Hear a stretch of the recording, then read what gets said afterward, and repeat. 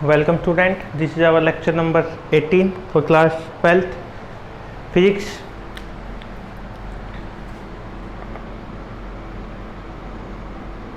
Lecture 18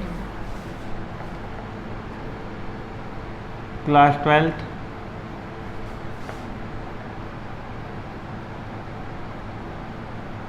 physics EMI unit 4 चली हुई है हमारी। इससे पहले वाला जो हमारा लेक्चर था उसके अंदर हमने रेजोनेंस कंडीशन के बारे में बताया था कि भाई जब हमारे पास नेचुरल फ्रीक्वेंसी होगी और जो जिसके साथ फंक्शन हमारा वो जो सोर्स होगा उसकी यदि फ्रीक्वेंसी दोनों सेम हो जाए उस जगह पे हमारा जो फंक्शन है वो क्या करता है, वो रेजोनेंस कंडीशन शो करने लग जाता है किस किस के बीच में, नेचुरल फ्रीक्वेंसी और जो हमारे पास सोर्स है उसकी फ्रीक्वेंसी के बीच में रेजोनेंस शो होने लग जाएगा। जिसके अंदर फिर हमने एक जो है हमारे पास जो रेजोनेंस कंडीशन है मैंने आपको बताई थी वो दो टाइप की होगी, सीरीज रेजोनेंट और पैरेलल रेजोनेंट। तो जिसमें से हमने सीरीज वाला पिछले लेक्चर में कर लिया था। तो आज का जो हमारा लेक्चर है वो है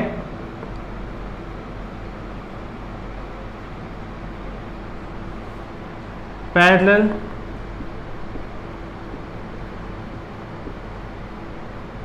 रेजोनेंस सर्किट। इसमें भाई हम किसके बारे में स्टडी करने वाले हैं, एक सीरीज सर्किट हमारे पास कैसा है वो पैरेलल में कनेक्टेड है। इसके अंदर भाई क्या होगा कि जो हमारे पास पैरेलल में कनेक्ट होने वाले हैं वो क्या क्या होगा, एक तो इंडक्टर हम कनेक्ट करेंगे और एक कैपेसिटर है वो कनेक्ट होगा,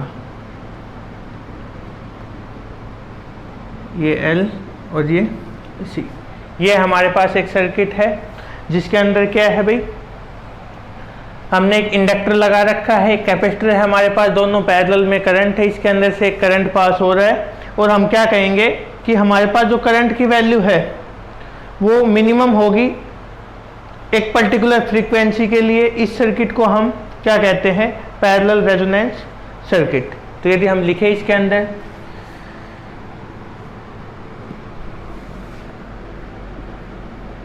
ए सर्किट, ये E है भाई, circuit which contain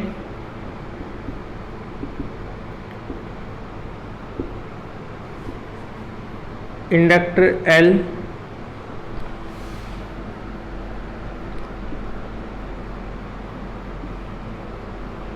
and capacitor C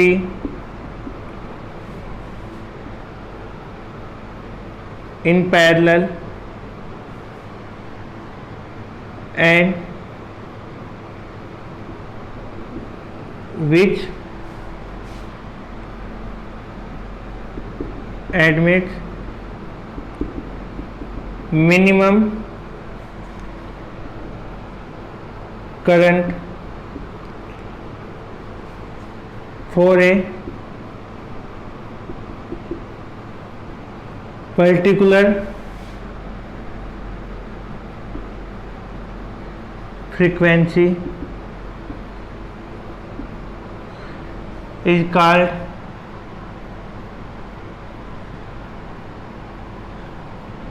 parallel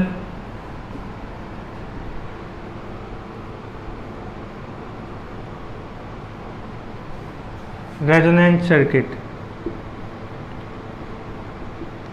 ठीक है, उसको हम क्या कहेंगे, एक पैरेलल रेजोनेंस सर्किट। इसके अंदर क्या होगा भाई, ईएमएफ यदि हम बात करें, ईएमएफ या induced EMF in the circuit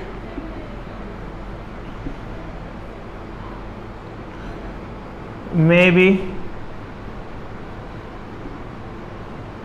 defined as induced EMF. क्या होगा भाई, हमें पता है ईएमएफ जो पहले लेके आया है, अब तक जो ईएमएफ की वैल्यू चली है वही होगी हमारे पास, E is equal to E naught sine omega T. ये हमने इक्वेशन फर्स्ट मान ली। और यहाँ पे जो हम बात कर रहे हैं भाई वो क्या है कि एक सर्किट मान ले जिसमें से करंट आई फ्लो हो रहा है, ये मिनिमम दिखाना है। एक पर्टिकुलर फ्रीक्वेंसी पे करंट की वैल्यू हमारे पास मिनिमम होगी, और जिस फ्रीक्वेंसी की हम बात कर रहे हैं वो कौन सी होगी, रेजोनेंस। हमारे पास जो फ्रीक्वेंसी होती है उस फ्रीक्वेंसी की हम बात कर रहे हैं। इसमें करंट की वैल्यू हमें मिनिमम दिखानी है पहली चीज़, तो इसको हटा देते हैं, अभी इसकी ज़रूरत है नहीं हमें, इसको भी हटा देते हैं।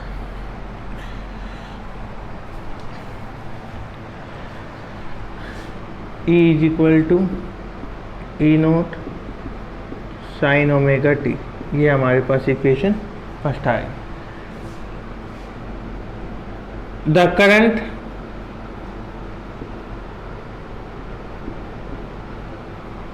passes through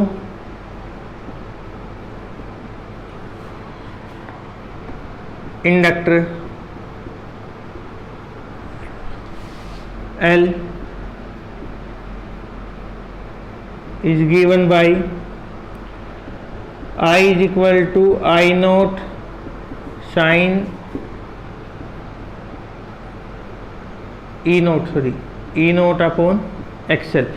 यहाँ पे भाई आई नोट आना था, आई नोट की जगह पे हमने पता है हमें ये पहले यूज कर रखा है I is equal to V by R और ई बाई, यहाँ पे रेजिस्टेंस कौन सा है, XL, E naught upon XL, इसलिए हमने यूज कर दिया I L current through inductor minus pi by to.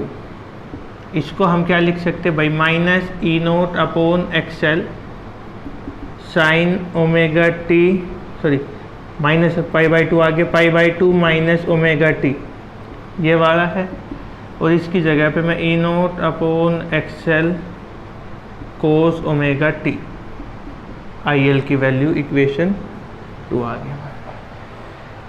कहाँ से यूज किया है ब्रैकेट में, आप चाहो तो लिख सकते हो कि भाई आई नोट को हमने लिखा है ई नोट अपॉन एक्सएल, इस फॉर्म में लिखा है, तब हमारे पास ये रिजल्ट आया है।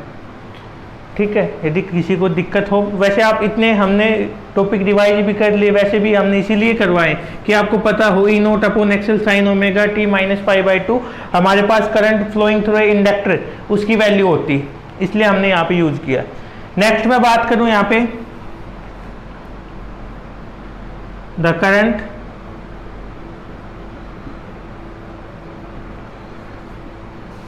passes through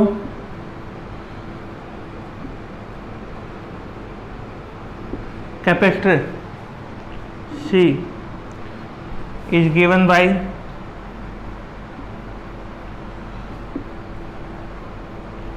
IC is equal to E naught upon XL sin omega t plus pi by to, ये इक्वेशन होती है हमारे पास। ठीक है, इसको भी हम क्या लिख सकते हैं, E naught upon XL sine pi by two plus omega t लिख सकते हैं। ये दोनों इक्वेशन जो है भाई हमारे पास, ये हमने पहले वाला जो टॉपिक था हमारा उसी से लेके आए हैं। आपको याद होनी चाहिए कि इनमें phase difference minus pi by to का प्लस पाई बाई टू का या पाई बाई टू का हमारे पास जो फेज डिफरेंस होता है वो किस कंडीशन में आता है। ठीक है, आगे ये वैल्यू, अब हमें वैल्यू फाइंड आउट करनी है किसकी,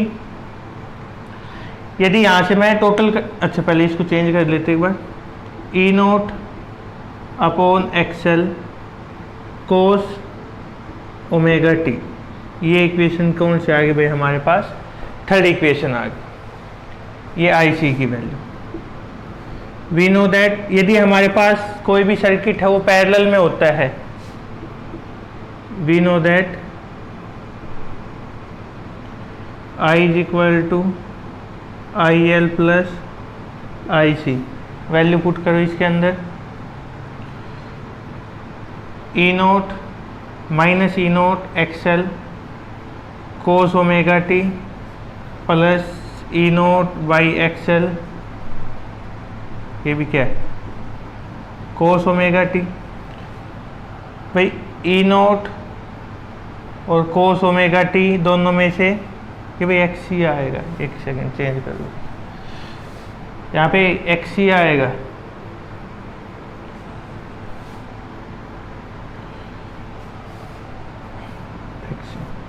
ई naught by E naught cos omega t हमने कॉमन ले लिया, माइनस 1/XL प्लस 1/XC। ये इक्वेशन आ गया हमारे पास टोटल करंट की।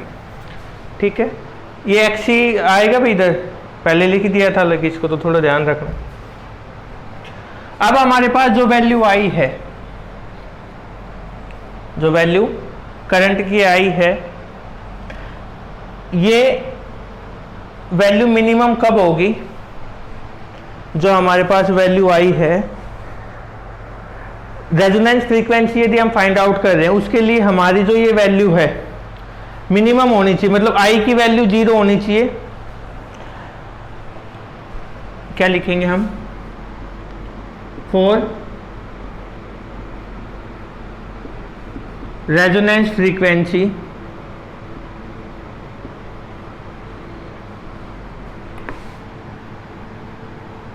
Current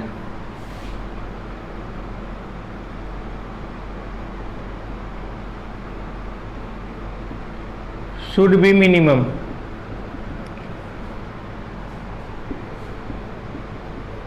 which is possible when minus 1/XL plus 1/XC is equal to 0।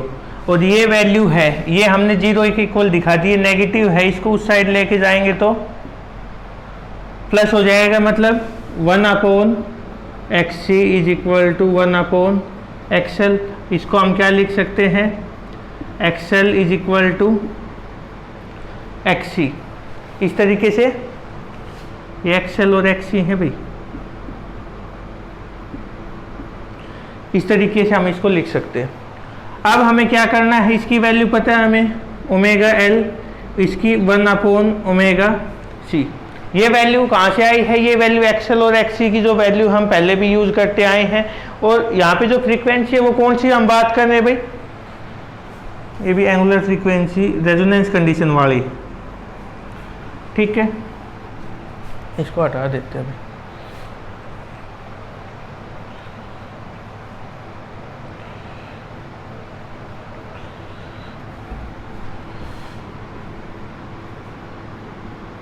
Omega square R is equal to 1/LC, omega R is equal to 1/√LC। Omega R की जगह क्या लिख सकते हैं?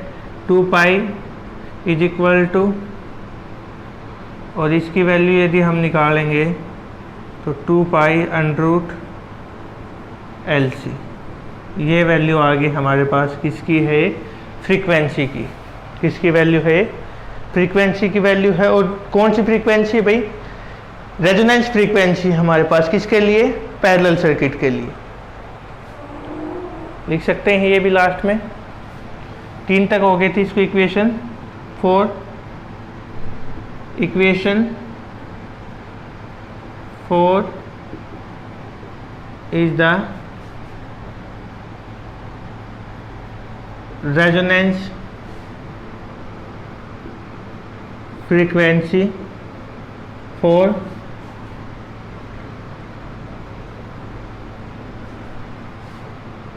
parallel circuit. The variation of frequency, या फिर angular frequency लिख लो भाई, of angular frequency with current is shown in figure। यदि मैं ग्राफ ड्रॉ करूं किस किस के बीच में भाई?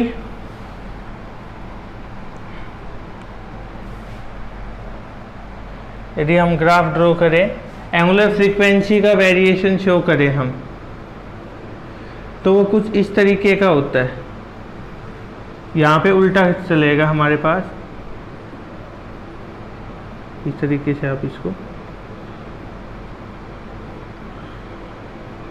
ओमेगा R और ये करंट आई है हमारे पास, ठीक है। इससे हम वेरिएशन फाइंड आउट कर सकते हैं किस किस के बीच में, करंट और एंगुलर फ्रीक्वेंसी के बीच में। अब यदि हम बात करें भाई कि हमारे पास जब करंट की वैल्यू है, सॉरी एंगुलर फ्रीक्वेंसी की जो वैल्यू है वो मिनिमम, या फिर एक पर्टिकुलर फ्रीक्वेंसी के लिए करंट की वैल्यू मिनिमम होती है, और उस सर्किट को हम बोलते हैं रिजेक्टर सर्किट। क्या बोलेंगे हम उसको? Ejector circuit. यदि हम लिख ले, इसको साथ साथ लिख लेना चाहिए भाई, याद रहेगी चीजें आपको। फॉर ए पर्टिकुलर फ्रीक्वेंसी या एंगुलर फ्रीक्वेंसी,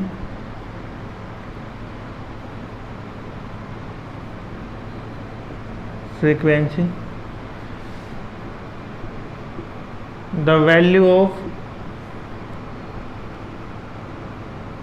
current is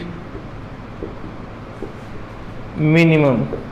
हमारे पास करंट की वैल्यू क्या होती है भाई? मिनिमम, ठीक है। और मैंने क्या बताया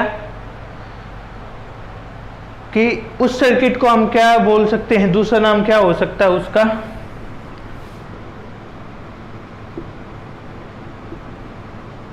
This circuit is also called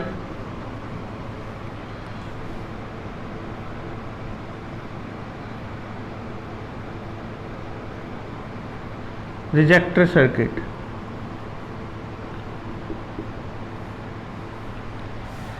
ठीक है। और ये भी उसी की तरह कहाँ पे यूज हो सकता है भाई? ट्रांसमिटिंग स्टेशन जो होंगे हमारे पास रेडियो और टीवी के लिए, उसमें हम इसका यूज कर सकते हैं। This is used in